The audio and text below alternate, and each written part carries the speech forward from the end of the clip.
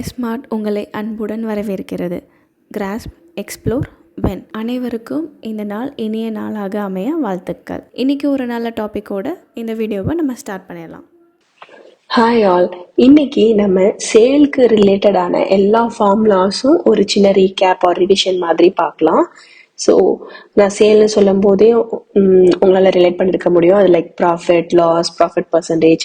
So அந்த மாதிரி சேலுக்கு ரிலேட்டடான எல்லா ஃபார்முலாஸும் நம்ம ரீகேப், அதாவது ரிவிஷன் தான் பண்ண போகிறோம். எப்படி அப்படின்னு அந்த ஃபார்முலா வந்துச்சுன்னு டெரிவேஷன் கிடையாது, பிகாஸ் டெரிவேஷன் நம்ம ஆல்ரெடி கான்செப்ட் வீடியோவிலே டிஸ்கஸ் பண்ணிட்டோம். ஸோ ஃபர்ஸ்ட் த பேசிக்கான ஒரு ஃபார்முலா ப்ராஃபிட்.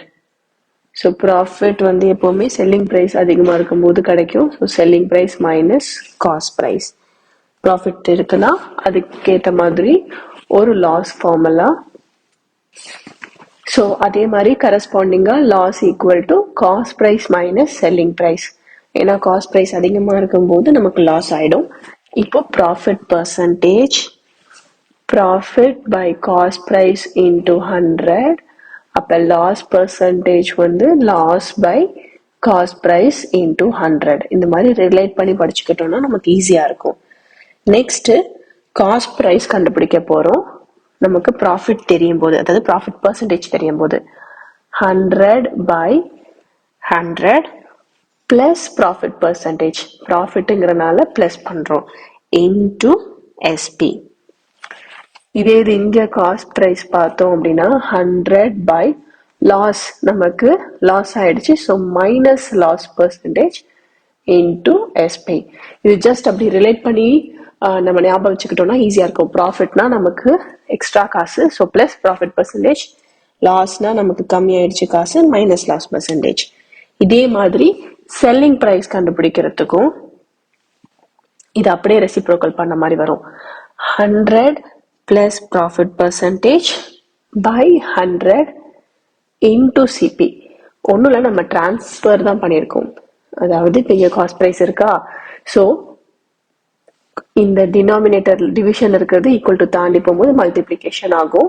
இங்கே மல்டிப்ளிகேஷன்ல இருக்கிறது ஈக்குவல் டு தாண்டி வந்தால் டிவிஷன். ஸோ நம்ம அந்த டிரான்ஸ்ஃபர் தான் பண்ணியிருக்கோம். அதாவது காஸ்ட் ப்ரைஸ் இன்டூ டிவிஷன்ல இருக்கிறது மேலே வந்த மல்டிப்ளிகேஷன், மல்டிப்ளிகேஷன்ல இருந்து ஈக்குவல் டு தாண்டி வரும்போது division. This is equal to SP. So இதுதான் இந்த எஸ்பி ஃபார்முலாவா சொல்றோம்.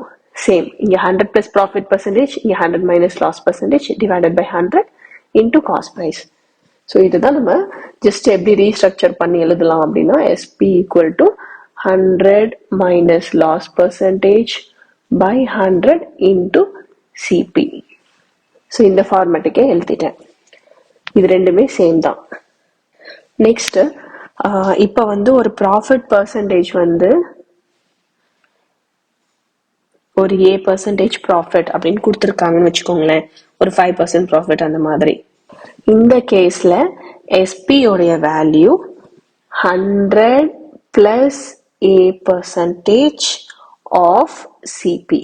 ஸோ இப்போ இது ஒரு 5%னா SP equal to 100 plus 5, 105% of CP அப்படின்னு சொல்லி நம்ம கண்டுபிடிக்கணும்.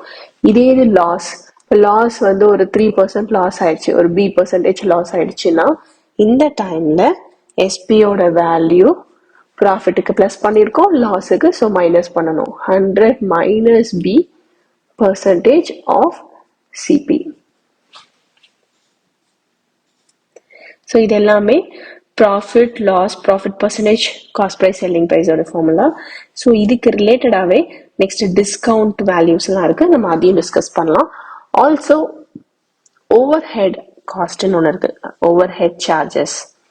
ஸோ இந்த ஓவர் ஹெட் சார்ஜஸ் வந்து எப்போவுமே ஆடட் டு சிபி. ஸோ எப்படின்னா இப்போ ஒரு cost price 50 rupees, overhead வந்து 20 ருபீஸ்னா டோட்டல் காஸ்ட் ப்ரைஸ் வந்து ரெண்டுத்தையும் ஆட் பண்ணி 17 சொல்லணும். overhead charges 20, cost price 50 the total cost price வந்து ரெண்டுத்தையும் ஆட் பண்ணி 70 rupees அப்படின்னு நம்ம சொல்லுவோம். So overhead charges are always added to the cost price. இப்போ நம்ம டிஸ்கவுண்ட்ஸ் அந்த ஃபார்முலாலாம் டிஸ்கஸ் பண்ணலாம். So discount discount equal to marked price minus selling price. So tagல போட்டிருக்க price minus actually அது with the price, selling price. Discount percentage equal to discount by marked price. Marked priceங்கிறது அந்த product உடைய tagல போட்ட price into 100. So இது வந்து discount percentage. இப்போ இதுலயுமே cost price எப்படி கண்டுபிடிக்கலாம் அப்படின்னு பார்க்கலாம். So marked price minus discount plus profit. இது வந்து ப்ராஃபிட்டாக இருக்கும் போது, இதே அது லாஸாக இருந்துச்சுன்னா cost price equal to marked price minus discount minus loss.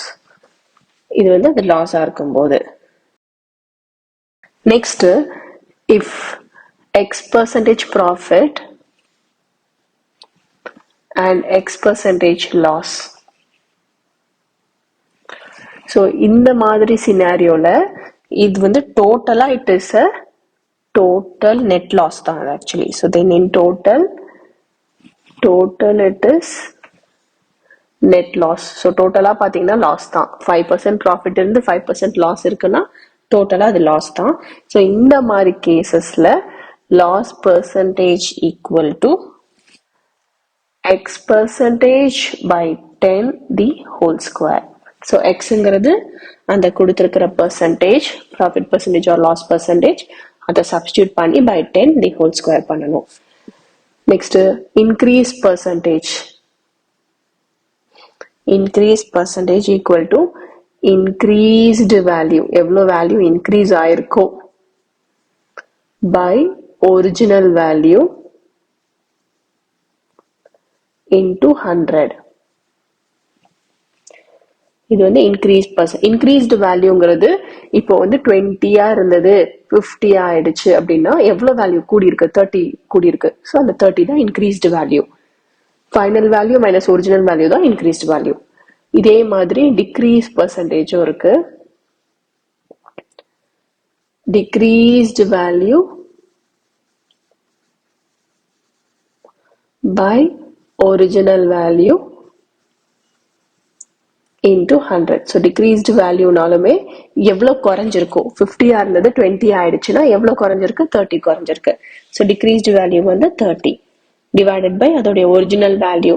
ஒரிஜினலா இருந்தது 50 into 100 அப்படின்னு நம்ம பண்ணணும். இதுக்கப்புறம் இன்னும் 2 ஃபார்முலா இருக்கு டாக்ஸ் வச்சு. ஸோ அதையும் இப்போ டிஸ்கஸ் பண்ணிடலாம். So last 2 formulas related to sale. அது வந்து டாக்ஸ் வச்சு. டாக்ஸ் அப்படின்னா அது வேல்யூ ஆடட் டாக்ஸோ ஜிஎஸ்டி எல்லாமே சேர்த்து தான். Tax, any tax. அது வந்து டாக்ஸ் அப்படின்னா எல்லா டாக்ஸும், அதாவது அது ஜிஎஸ்டியா இருக்கலாம், இல்லை ஒரு வேல்யூ ஆடட் டாக்ஸா இருக்கலாம், any kind of tax. So ஏதோ ஒரு டாக்ஸ் கொடுத்துருக்காங்க அப்படின்னா tax percentage by 100 into list price. இது பண்ணும்போது நமக்கு டாக்ஸ் உடைய வேல்யூ எவ்வளோ ருபீஸ்ன்னு தெரிஞ்சிடும். லிஸ்ட் பிரைஸ்ங்கிறது ஒன்றும் இல்லை, மார்க்டு பிரைஸ் தான்.